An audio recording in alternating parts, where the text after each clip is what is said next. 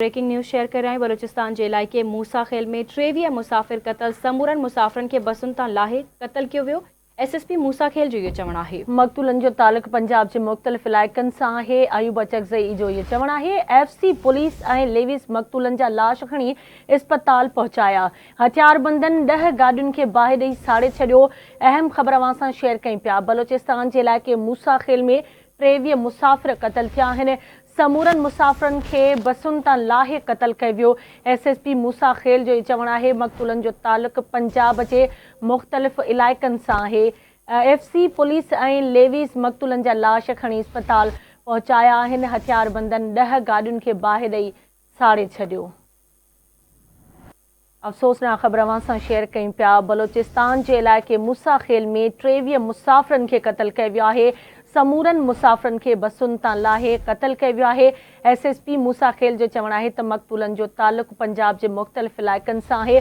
FC police ऐं Levi's मक़तूलनि जा लाश खणी इस्पताल पहुचाया। हथियारबंदनि 10 गाॾियुनि खे बाहि ॾेई साड़े छॾियो। अफ़सोसनाक वाक़ियो पेश आयो आहे। बलूचिस्तान जे इलाइक़े मूसा खेल में 23 मुसाफ़िर क़तल थिया आहिनि। तफ़सील मालूम कंदासीं। असां सां लाइन ते मौजूदु आहे आवाज़ न्यूज़ रिपोर्टर आज़ाद बलोच। जी आज़ाद, छा तफ़सील आहिनि, आगाह कजो।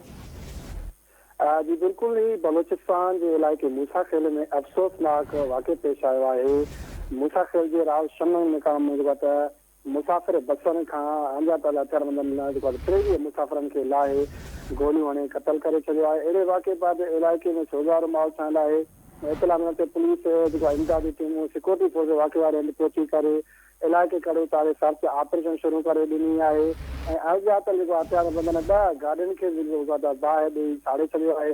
होॾां SSP मोहम्मद अयूब अचकज़ई ॿुधायो आहे त अजातल दहशतगर्दनि राति देर जो 23 मुसाफ़िरनि खे मुख़्तलिफ़ बसनि खां लाहे करे उन्हनि खे क़तल करे उन जा लाश जेके वाक़े वारे हंधि पियल आहिनि।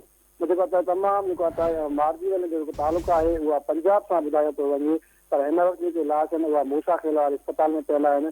पर वाक़िए जी वधीक पुलिस सिक्योरिटी जा एहलकार जांच करे रहिया आहिनि। जी ठीकु आहे, मुंहिंजी महिरबानी आज़ाद अपडेट करण लाइ।